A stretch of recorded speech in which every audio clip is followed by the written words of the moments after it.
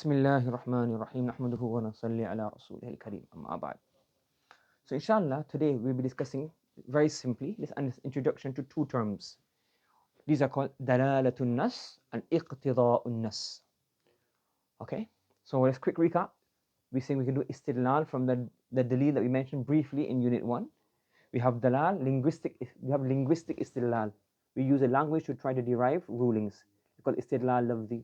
And in here we have what? We can analyze the word individually as a kalima, or we can analyze the whole sentence or the whole text.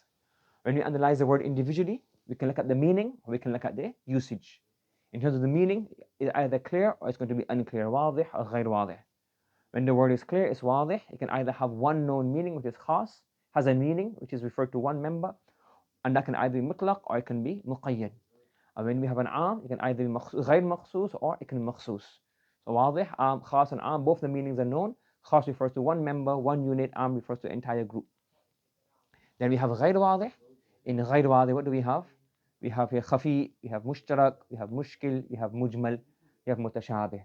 So all of these are what? These are types of غير واضح. Khafi, we know the meaning of the word, however its application to certain members is unclear, like al-warithu, al-qatilu la yarith. Mushtarak has multiple meanings like quru'.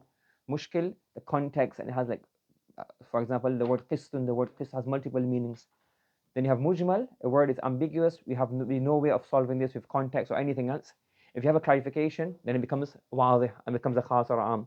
And if you have no clarification, it becomes mutashabih and it remains unknown. We keep our belief in it and believing that Allah knows its true meaning. After that, we have the isti'mal. How do we use the word? We know the meaning, but how do we use this word? We can either use its literal meaning, haqiqah, or we can use it in metaphorical meaning, in the majaz. Correct? That's how we analyze words individually. Then we're analyzing words collectively, the whole sentence, the whole structure, the whole paragraph. So the one is zahir, a meaning that is very obvious from the text, and then we have a nas, a text, a meaning that's obvious, but it's also the reason the text has been brought. Let me give the example of that. Ahallallahu al-bay' wa harrama al-riba. So there the zahir is, the obvious meaning is that it's halal and haram, but the nas and the purpose of that text was to show the difference between two of them, that one is like this, one is like that. And we have the aspects of the text. Last time we mentioned ibaratun nas and we mentioned isharatun nas. Ibaratun nas is the meaning in the foreground, the front. You can see that straight away. And isharatun nas is the meaning is from the text, from the words of the text, but it's not really it's not in the foreground, it's in the background of the text. And now today we're going to discuss dalalatun nas and we're going to discuss iqtida'un nas. Okay? These are very easy. What does dalalatun nas mean? Dalalatun nas means is something like, if you want to say, like, for example, like, it's like, obviously, like, so obvious. Anybody who understands the language, understands the structure, they will know that this is what it means. And a very simple example of this is إِنَّ الَّذِينَ يَأْكُلُونَ أَمْوَالِ الْيَتَامَى ظُلْمًا إِنَّمَا يَأْكُلُونَ فِي بُطُونِهِمْ نَارًا. Those people who those people who eat, أَكَلَ يَأْكُلُ means to eat. So those who eat the wealth of the orphans unjustly, إِنَّمَا يَأْكُلُونَ فِي بُطُونِهِمْ نَارًا. You give this text to a non-Muslim and you ask him, well, what do you think Islam says about drinking the wealth of an orphan? You drink his juice without his permission, or you wear his clothes, or you take his clothes. They will tell you that's also haram, that's also impermissible. They say, well, it says eating only. Even they will tell you that's not what the text means. Anybody can understand that. Whoever knows the language will say ya'kuluna literally means to eat, but it refers to any form of consumption. That's why even I said consumption by mistake in the first translation. It's so obvious. So any form. You say even though akala ya'kulu means to eat, this is dalalatun nas. The text shows this. It's an obvious qiyas, obvious logic, obvious. Anybody who knows the language will know it means eating, drinking, drinking, wearing. What else? Traveling on the wealth of the orphans. Use their money to travel without a just cause. All of these will fit under the meaning of ya'kuluna. And it's not like any kind of, you don't need to be a mujtahid to figure this out. Understood this example of ya'kuluna amwal al-yatama. Another example of this is فَلَا تَقُلْ لَهُمَا أُفٍّ. Allah subhanahu wa ta'ala says in the Quran, do not say to your parents, uff. No, it says, it's only haram to say uff. You can swear at them. The Quran doesn't say you can't swear at them. Anybody would tell you that's not what the verse is saying. The verse is saying that if you can't say even uff, then automatically you can't say anything else which is even worse. Anything that causes them harm. So anybody would understand from the text that the word mentioned here is uff, but it means anything that causes the parents harm or grief or is a form of disrespect.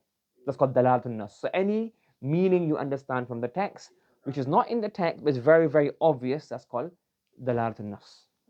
Is that clear to everybody? Any questions regarding that? Now moving on, we have اقتضاء النص. قضاء يقضي means to fulfill, and اقتضاء يقتضي literally means to demand.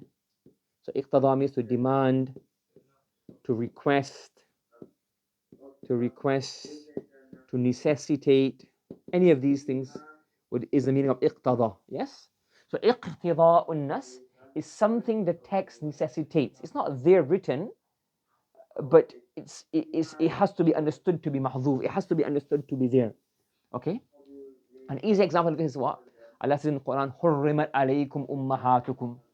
It is your mothers are haram upon you. What's haram? To help them. What is haram? To honor them. What's haram? حُرِّمَتْ عَلَيْكُمْ. Hey, nikah, to marry them. This is what's haram. So even though it's not mentioned, the text will not make sense. Your mother's not haram. Doing something to your mother's haram. Beating her, hitting her, marrying her. A hurma is not about a person. The hurma is about an action.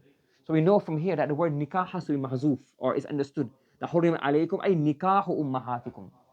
Yes? So iqtida'un nas is something which is not explicitly mentioned in the text, but you will say it's mahzuf, it's hidden, and you just have to take that meaning out. If you don't take that meaning out, it wouldn't make sense. If you say your mother's haram upon you, like what? What's haram? It wouldn't make sense without having the word nikah there. Do you understand? So iqtida is something the text necessitates. Without that meaning, the text would not make sense. Is this clear to everybody? Yes? So remember, dalalatun nas, dalla yadullu is to show, to denote.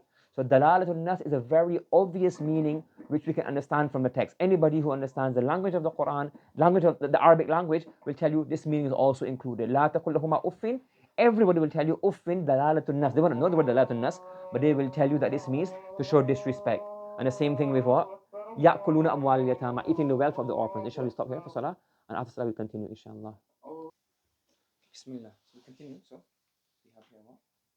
So we see here, when you're analyzing the text, we analyze the aspect of the text. Which aspect of the text are we dealing with? So we can deal with ibaratun nas. What does ibaratun nas mean? The meaning of the text, which is the purpose of the text, the foreground of the text. Then we have the isharatun nas, something you understand from the verse of the Quran, but it's not in the foreground. It's something from the background, but the words denote this. When you think of it deeper, you understand this. Then we have dalalatun nas, something from the words of the Quran, but these words are not explicit. So dalalatun nas is what? When we have the text, and anybody who has a basic understanding of the language can tell you this meaning is also implied.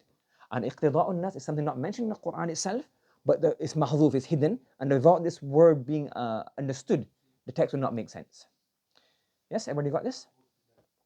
Okay, let's stop here, inshallah. Subhanallah wa bihamdihi, subhanakallahumma wa bihamdika. ونشهد أن لا إله إلا أنت ونستغفرك ونتوب إليك.